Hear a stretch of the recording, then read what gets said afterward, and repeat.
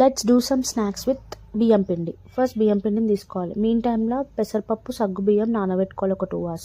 తర్వాత మిక్సర్ జార్లో పచ్చిమిర్చి జింజర్ గార్లిక్ వేసుకొని పేస్ట్ చేసుకోవాలి. తర్వాత రైస్ ఫ్లోర్లో బటర్, కారం, ఉప్పు, జీలకర్ర వేసుకోవాలి. ఇందాక రుబ్బుకున్న పేస్ట్ కూడా యాడ్ చేసుకోవాలి. కరివేపాకు ఫైన్లీ చాప్ చేసుకొని వేసుకోవాలి.